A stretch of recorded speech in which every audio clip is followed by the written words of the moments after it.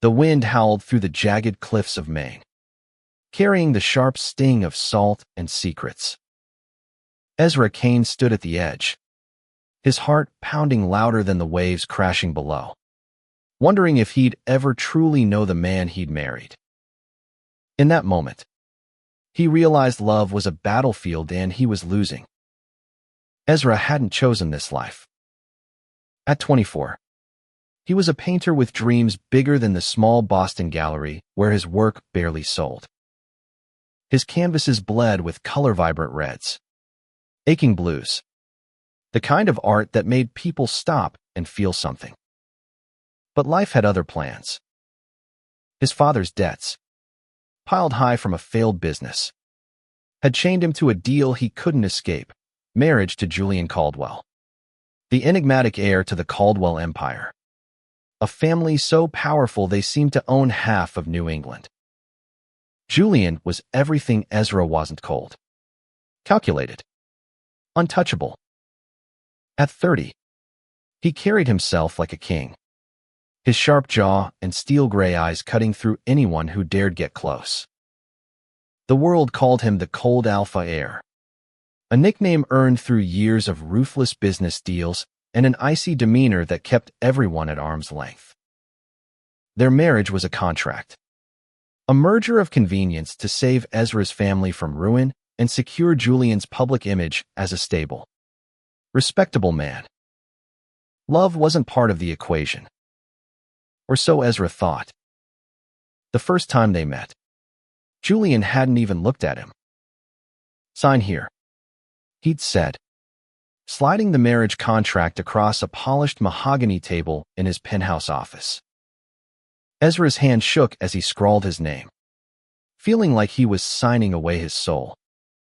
That night, alone in their sprawling coastal mansion, Ezra stared at the ring on his finger, a cold band of platinum that felt more like a shackle than a promise. But there was something about Julian. Something in the way his hands lingered a fraction too long when passing a glass of wine, or how his gaze flickered when Ezra laughed too loudly at dinner. It was fleeting, like a crack in a glacier, but it was there. Ezra clung to those moments, collecting them like fragments of a puzzle he was desperate to solve. 6 months into their marriage, Ezra was drowning in questions. Why did Julian stay up late in his study, poring over old letters he never shared? Why did he flinch when Ezra brushed past him in the hallway? And why, despite the distance between them, did Ezra's heart race every time Julian's voice softened? Just for a second, when he said Ezra's name. Tonight, the mansion was quieter than usual, the kind of quiet that felt like the calm before a storm. Ezra stood in the kitchen, chopping vegetables for a dinner Julian probably wouldn't eat. The man rarely joined him, always citing work or some vague obligation. But Ezra cooked anyway, hoping the scent of rosemary and garlic might lure him out of his fortress of solitude. "Ezra." Julian's voice cut through the silence, sharp and low. Ezra turned, knife still in hand, to find his husband standing in the doorway. He wore a black sweater that hugged his broad shoulders, his dark hair slightly mussed, as if he'd been running his hands through it. For a moment, Ezra forgot how to breathe. "You're home early," Ezra said, forcing a smile. "I'm making pasta. Want some?" Julian's eyes narrowed, studying him like he was a puzzle he couldn't quite solve. "You don't have to do this," he said, his tone clipped. "The staff can cook." "I like it," Ezra replied, turning back to the cutting board to hide the flush creeping up his neck. "It's grounding." Julian didn't respond, but he didn't leave either. He lingered, leaning against the doorframe, his presence filling the room like a storm cloud. Ezra stole glances at him, noticing the way his fingers tapped restlessly against his thigh. Nervous, Julian Caldwell. Nervous. The thought was absurd. Yet it sparked something in Ezra tiny. Dangerous hope. Do you ever stop? Julian asked suddenly. His voice softer now. Almost curious. Stop what? Ezra paused. Knife hovering over a carrot. Trying. Julian's gaze locked onto his. Intense and unreadable. You're always trying. With me. Ezra's heart stuttered. He set the knife down, wiping his hands on a towel, and faced Julian fully. Maybe because I think there's something worth trying for. The words hung in the air, bold and reckless. Julian's expression didn't change, but his hand twitched. A faint tremor Ezra might have missed if he hadn't been watching so closely. For the first time, Ezra saw a crack in the armor. You don't know me, Julian said, his voice barely above a whisper. Then let me. Ezra shot back, stepping closer. Too close. The air between them crackled, charged with something neither could name. Julian's eyes darkened, and for a heartbeat, Ezra thought he might close the distance. But then Julian turned away, his shoulders stiff. Dinner at 7, he said, and walked out. Ezra stood there, his pulse racing, wondering if he'd imagined the tremor in Julian's hands. He didn't know what haunted his husband, but he was determined to find out even if it broke them both. The next morning, Ezra woke to find a note on the kitchen counter, written in Julian's precise handwriting, meeting in Boston. Back late. No warmth. No explanation. Just like always. But Ezra was done waiting for Julian to come to him. He grabbed his coat and drove to the city, following a hunch that Julian's meetings were more than they seemed. Boston was alive with autumn, the streets lined with crimson leaves and the chatter of students. Ezra parked near the Caldwell Tower, a sleek skyscraper that loomed over the skyline like a monument to Julian's power. He didn't know what he was looking for, but he couldn't shake the feeling that Julian was hiding something big. Inside, the lobby was a cathedral of glass and steel, cold and imposing. Ezra flashed his ID to the security guard, who nodded him through with a curious glance. Mr. Caldwell's husband. The guard muttered into his radio, and Ezra's stomach twisted at the title. It still felt like a lie. He took the elevator to the top floor, where Julian's office overlooked the harbor. The door was ajar, and Ezra hesitated, his hand hovering over the handle. Voices drifted out Julian's, sharp and commanding, and another, softer, almost pleading. You can't keep doing this, Julian, the other voice said. You're married now. Let it go. Ezra's blood ran cold. He pushed the door open just enough to see a man standing across from Julian, a man with sandy hair and a face that looked too familiar, too intimate. Julian stood behind his desk, his back to the window, his expression unreadable. This isn't your business, Liam, Julian said, his voice like ice. It is when you're tearing yourself apart over it. Liam shot back. You think I don't see it? You're not as cold as you pretend to be. Ezra's heart pounded. Liam. The name wasn't new. He'd seen it in one of Julian's old letters, tucked away in a drawer Ezra wasn't supposed to open. Who was this man? And why did he speak to Julian like he knew him better than Ezra ever could? Before he could think, Ezra stepped inside. Am I interrupting? He asked, his voice sharper than he intended. Julian's head snapped up, his eyes widening for a fraction of a second before the mask slipped back into place. Ezra, what are you doing here? Looking for my husband, Ezra said, his gaze flicking to Liam. And you are? Liam's smile was tight, almost pitying. An old friend. I was just leaving. He brushed past Ezra, leaving a trail of tension in his wake. The silence that followed was suffocating. Julian didn't move, didn't speak, but his hands gripped the edge of his desk, knuckles white. Ezra wanted to demand answers, to scream about the secrets Julian kept locked away. But something in his husband's eyes stopped him. Pain. Raw, unguarded pain. Who was he? Ezra asked. Softer now. Julian's jaw tightened. No one. Don't lie to me, Ezra said, stepping closer. I deserve to know. You deserve a lot of things, Julian murmured, almost to himself. But not this. Ezra's chest ached. He wanted to reach out, to shake Julian until the truth spilled out. But he couldn't. Not yet. Instead, he turned and left, the weight of Julian's words pressing down on him like a storm. That night, Ezra couldn't sleep. He sat on the balcony of their mansion, sketching the ocean in charcoal, letting the darkness bleed onto the page. Julian hadn't come home, and the silence was louder than ever. Ezra didn't know who Liam was, but he knew one thing: Julian wasn't just cold. He was broken.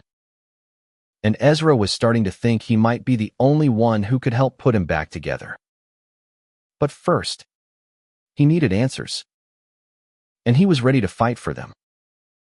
The rain came down in sheets, turning the Maine coast into a watercolor blur of gray and blue. Ezra stood outside the mansion, his jacket soaked through, clutching a photograph he'd found in Julian's study, an old, creased image of Julian and Liam, laughing together under a summer sky. The discovery had gutted him, but it also lit a fire in his chest. He wasn't giving up on Julian. Not when he was finally starting to understand the man behind the mask. Ezra spent the next week digging. He wasn't proud of it, snooping through Julian's desk, scrolling through old emails on a laptop Julian had left open, but desperation made him bold. He found fragments of a story, letters from Liam, dated years ago, filled with love and promises. A newspaper clipping about a car accident that killed a man named Daniel Caldwell, Julian's older brother, and a single, cryptic note in Julian's handwriting: I can't let it happen again. The pieces didn't fit. Not yet. But they painted a picture of a man haunted by loss.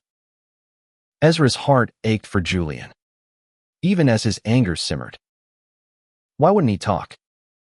Why did he keep pushing Ezra away when all Ezra wanted was to be let in? One evening, Julian came home earlier than usual, his face drawn and tired.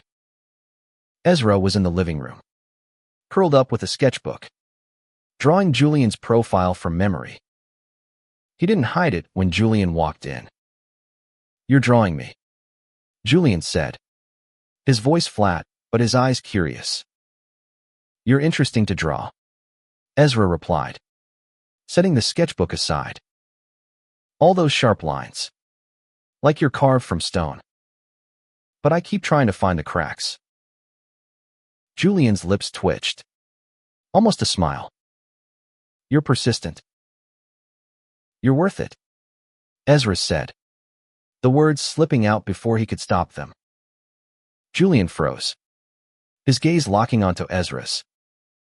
For a moment, the room felt too small, the air too thick. Then Julian looked away, his hands clenching into fists. You shouldn't say things like that. Why not? Ezra stood, closing the distance between them. Because you might actually feel something. Julian's eyes flashed. A storm brewing behind them. You don't know what you're asking for. Then tell me. Ezra pleaded, his voice breaking. Tell me about Liam. Tell me about your brother. Tell me why you're so afraid to let me in. Julian's face paled. And for the first time, Ezra saw fear in his eyes. Real. Raw fear.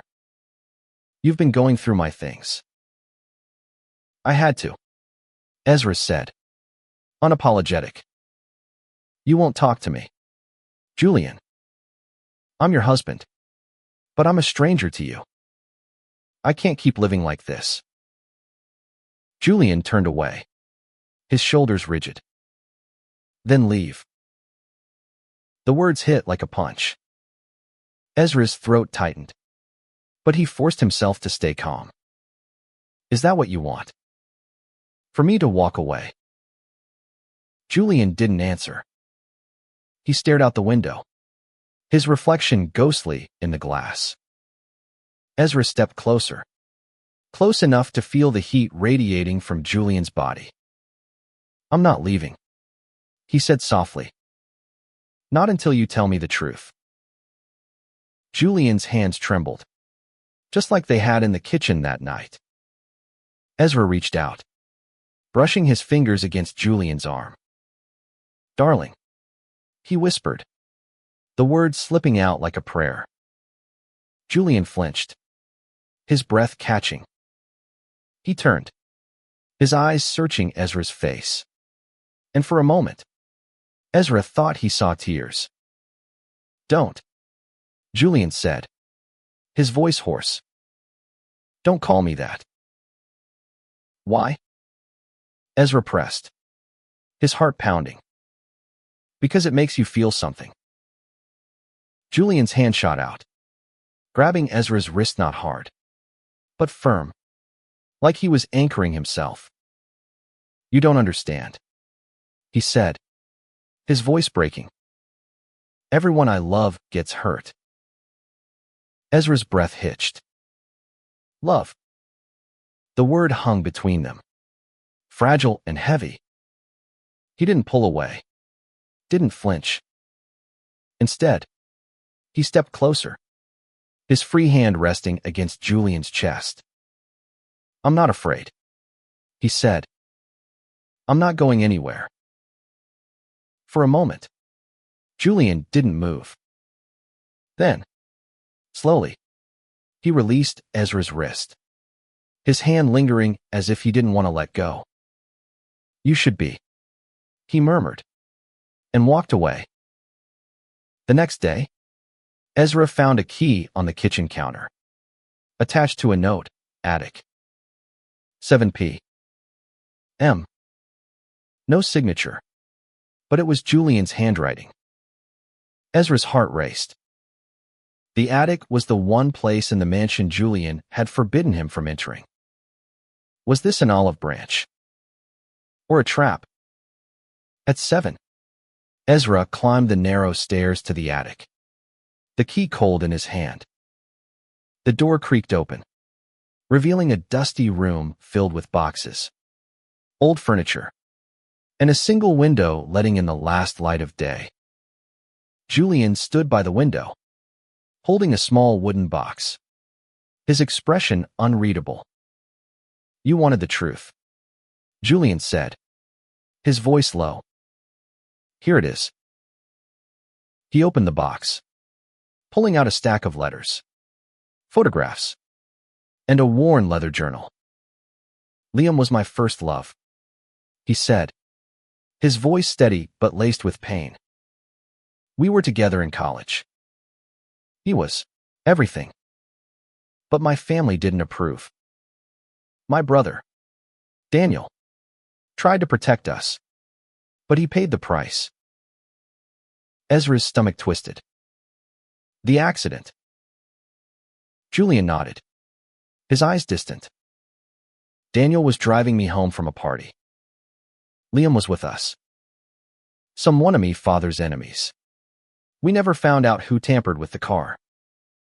Daniel didn't make it. Liam survived. But he left. Said he couldn't live with the guilt. Ezra's heart ached. He reached for Julian. But Julian stepped back, shaking his head. I swore I'd never let anyone close again. Not after that. But then you came along. And he trailed off, his voice breaking. And what? Ezra asked, his voice soft but urgent. Julian looked at him, his eyes raw with emotion. You make me want to try again. And that terrifies me. Ezra's breath caught. He stepped forward, closing the distance.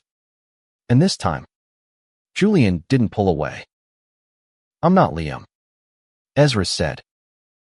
And I'm not leaving. For the first time, Julian didn't look away. His hand reached up, brushing against Ezra's cheek. And Ezra leaned into the touch, his heart soaring. The days that followed were a fragile dance. Julian was still guarded. But there were moments small, precious moments where he let Ezra in. A shared coffee in the morning. A quiet walk along the cliffs. A laugh that slipped out when Ezra teased him about his terrible taste in music. Ezra cherished every second. But he knew they weren't out of the woods yet. One night, Ezra found Julian in the study, staring at a photograph of Daniel. He'd have liked you, Julian said, his voice soft. He was an artist, too. Always saw the world in colors I couldn't. Ezra sat beside him, their shoulders brushing. You see more than you think, he said. You just don't let yourself feel it. Julian's hand found Ezra's, their fingers intertwining. I'm trying, he whispered. Ezra squeezed his hand, his heart full. That's enough for now. But the past wasn't done with them.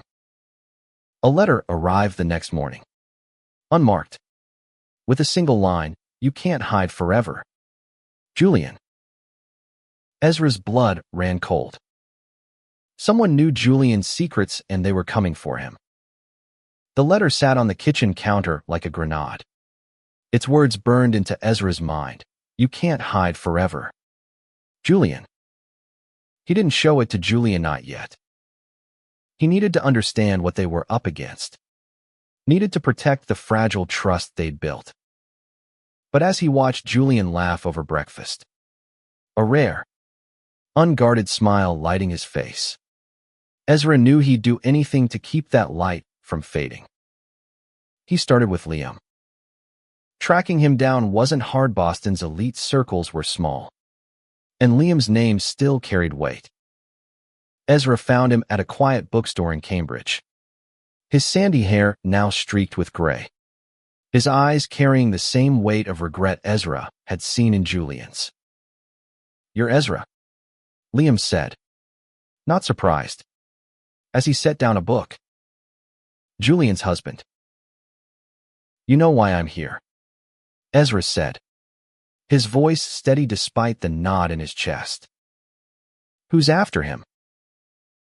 Liam's face darkened. You don't want to get involved in this. I'm already involved, Ezra snapped. He's my husband. Liam sighed, glancing around the empty store. Julian's father made enemies powerful once. After Daniel's death, they backed off, but they never forgot. If they're coming for him now, it's because they think he's vulnerable. Vulnerable how? Ezra pressed. Liam's eyes softened. Because of you. Love makes you weak. Ezra. Julian knows that better than anyone. Ezra's heart sank, but he refused to back down. Tell me who they are. Liam hesitated, then scribbled a name on a napkin, Victor Merrill. He's a businessman with a grudge. Be careful. Ezra drove back to the mansion, his mind racing. Victor Marrow was a name he'd seen in Julian's Falesa rival who'd lost a major deal to the Caldwells years ago. If he was behind the letter, Julian was in more danger than Ezra had realized. That night, Ezra confronted Julian. He found him on the cliffs, staring out at the sea, the wind tugging at his coat. "We need to talk," Ezra said, holding up the letter. Julian's face paled as he read it. "Where did you get this?" "It doesn't matter," Ezra said. "What matters is you're in danger, and you didn't tell me." Julian's jaw tightened. "I can handle it. Like you handled Liam. Like you handled your brother's death." Ezra's voice rose, sharp with frustration. "You don't have to do this alone. Julian, I'm here. I'm your husband." Julian's eyes flashed, but there was no anger there, only fear. "You don't understand," he said. "If they hurt you because of me," he trailed off, his voice breaking. Ezra stepped closer, cupping Julian's face in his hands. "I'm not going anywhere," he said, his voice fierce. "Not now. Not ever. We face this together." For a moment, Julian looked like he might argue. Then he leaned into Ezra's touch, his eyes closing. "Darling," he whispered, the word trembling on his lips. And Ezra's heart soared. It was the first time Julian had said it, and it felt like a vow. They spent the next week preparing. Julian opened up, sharing everything: his father's shady deals, the enemies who'd never forgiven him, the guilt he carried over Daniel's death. Ezra listened, his heart breaking for the man who'd spent years building walls to keep everyone out. Together, they hired a private investigator, fortified the mansion's security, and contacted the police about Marrow. But Marrow was a ghost, always one step ahead. Another letter arrived, this one with a photo of Ezra painting in the garden, taken from a distance. Julian's hands shook as he stared at it, his face pale. "This is my fault," he said. "No," Ezra said, taking his hand. "This is our fight." The turning point came on a stormy night, the kind where the sky seemed to crack open. Ezra and Julian were in the study, going over security footage, when the power cut out. The mansion plunged into darkness, and Ezra's heart raced. "Stay here," Julian said, grabbing a flashlight. "Not a chance," Ezra replied, following him. They moved through the house, checking doors and windows, the storm raging outside. Then they heard Ida crash from the attic.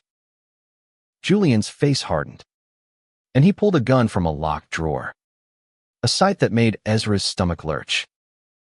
"Stay behind me," Julian ordered, but Ezra grabbed his arm. "Together," he said, his voice steady. They climbed the stairs, the attic door already open. Inside, a man stood by the window: Victor Marrow, his face twisted with rage. "You thought you could hide," he sneered, holding a knife. Julian raised the gun, his hand steady. "Get out, Victor." Marrow laughed, stepping closer. "You took everything from me, Caldwell. Now I take it from you." Ezra's heart pounded, but he stepped forward, placing himself between Julian and Marrow. "You want him. You go through me." Marrow lunged, but Julian was faster. He tackled Marrow to the ground, the gun skidding across the floor. Ezra dove for it, his hands shaking as he aimed it at Marrow. "Stop!" he shouted. Marrow froze, his eyes wide. Julian stood, breathing hard, and nodded at Ezra. "Call the police." The police took Marrow away, his threats silenced by handcuffs. The investigation revealed he'd been planning revenge for years, blaming Julian for his downfall. With Marrow gone, the mansion felt lighter, like it could finally breathe. Ezra and Julian stood on the cliffs the next morning. The storm gone, the sea calm. Julian's hand found Ezra's, their fingers intertwining. "I was wrong," Julian said, his voice soft. "About love making you weak. You make me stronger." Ezra smiled, his heart full. "And you make me brave." Julian turned to him, his eyes warm for the first time. "Darling," he said, and this time, his hands didn't tremble. They kissed as the sun rose, a promise sealed against the crashing waves. Their marriage had started as a contract, but it had become something real, something worth fighting for. And as they stood together, Ezra knew they'd face whatever came next, hand in hand, hearts open. The world wasn't perfect, and neither were they. But their love was, and that was enough.